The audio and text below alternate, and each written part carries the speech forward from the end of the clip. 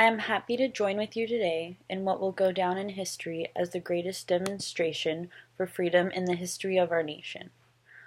50 years ago, a great American, in whose symbolic shadow we stand today, signed the Emancipation Proclamation.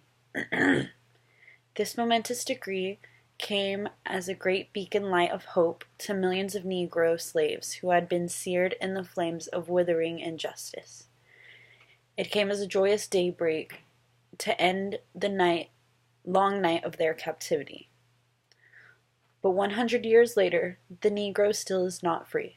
100 years later, the life of the Negro is still sadly crippled by the manacles of segregation and the chains of discrimination. 100 years later, the Negro lives on a lonely island of poverty in the midst of a vast ocean of material prosperity. 100 years later, the Negro is still languishing in the corners of American society and finds himself in exile in his own land. So we've come here today to dramatize a shameful condition.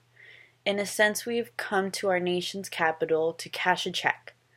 When the architects of the Republic wrote the magnificent words of the Constitution and the Declaration of Independence, they were signing a promissory note to which every American was to fall heir.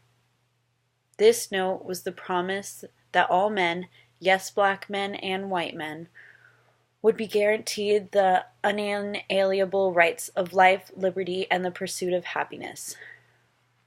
It is obvious today that America has defaulted on this promissory note in so far as her citizens of color are concerned.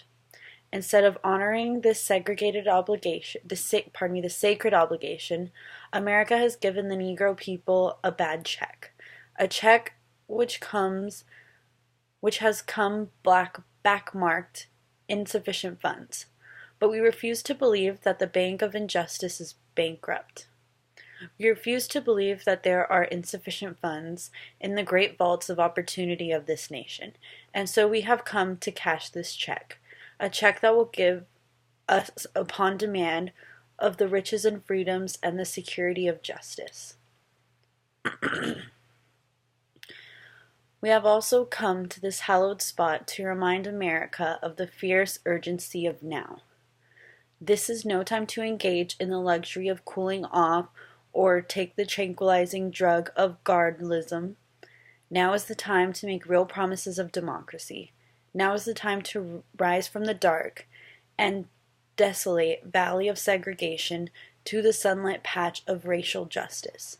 Now is the time to lift our nation from the quicksands of racial injustice to the solid rock of brotherhood. Now is the time to make justice a reality for all of God's children.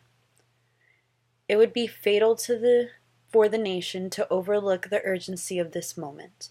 This sweltering summer of the Negro's legitimate discontent will not pass until there is an invigorating autumn of freedom and equality. 1963 is not an end, but a beginning. And those who hope that the Negro needed to blow off steam and will now be content will have a rude awakening if the nation returns to business as usual. There will be neither rest nor tranquility in America until the Negro is granted his citizenship rights. The whirlwinds of the revolt will continue to shake the foundations of our nation until the bright day of justice emerges. But there's something that I must say to my people who stand on the worn threshold which leads into the palace of justice. In the process of gaining our rightful place, we must not be guilty of wrongful deeds. Let us not seek to satisfy our thirst for freedom by drinking from the cup of bitterness and hatred. We must forever conduct our struggle on the high plane of dignity and discipline. We must not allow our creative protests to degenerate into physical violence. Again and again, we must rise to the majestic heights of meeting physical force with soul force. The marvelous new militancy which has engulfed the Negro community must not lead us to a distrust of all white people, for many of our white brothers as evidenced by their presence here today, have come to realize that their destiny is tied up with our destiny. And they have come to realize that their freedom is inextricably bound to our freedom. We cannot walk alone, and as we walk, we must make the pledge that we shall always march ahead. We cannot turn back. There are those who are asking of devotees of civil rights, when will you be satisfied? We can never be satisfied as long as the Negro is a victim of the unspeakable horrors of police brutality. We can never be satisfied as long as our bodies, heavy with the fatigue of travel, cannot gain lodging in motels off the highways and the hotels in the cities. We cannot be satisfied as long as the Negro's basic mobility from a smaller ghetto to a large one. We can never be satisfied as long as our children are stripped of their selfhood and robbed of their dignity by signs stating, "For whites only." We cannot be satisfied as long as the Negro in Mississippi cannot vote, and the Negro in New York believes he has nothing for which to vote. No. No, we are not satisfied, and we will not be satisfied until justice rolls down like waters from righteousness like a mighty stream. I am not unmindful that some of you have come here out of great trials and tribulations. Some of you have come fresh from narrow jail cells. Some of you have come from areas where your quest for freedom left you battered by the storms of persecution and staggered by the winds of police brutality. You have been veterans of creative suffering. Continue to work with the faith that unreared suffering is redemptive.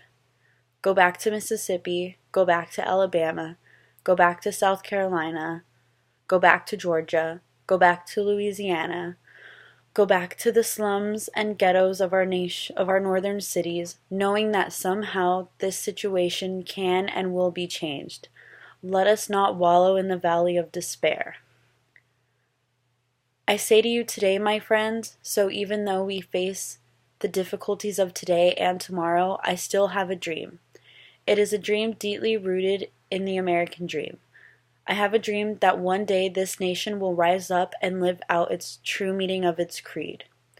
We hold these truths to be self-evident that all men are created equal. I have a dream that one day, on the red hills of Georgia, sons of former slaves and sons of former slave owners will be able to sit down together at a table of brotherhood.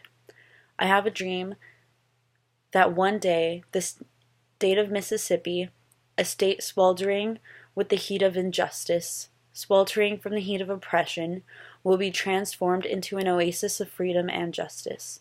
I have a dream that my 4 little children will one day live in a nation where they will not be judged by the color of their skin, but by the content of their character.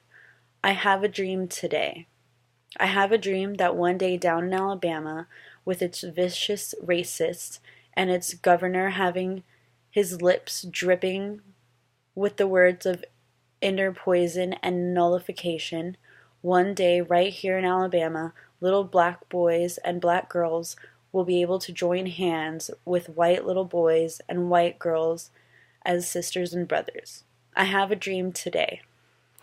I have a dream that one day every valley shall be exalted, and every hill and mountain shade shall be low.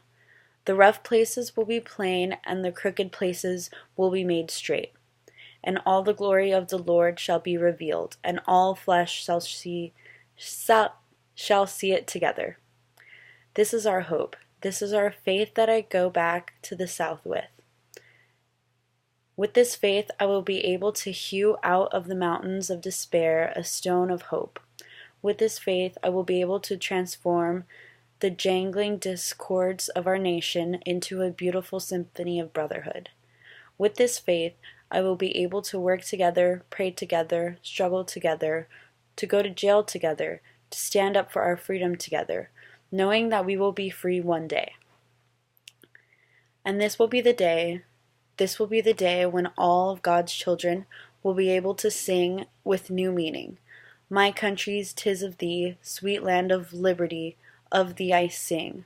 Land where my father died, land of the pilgrim's pride.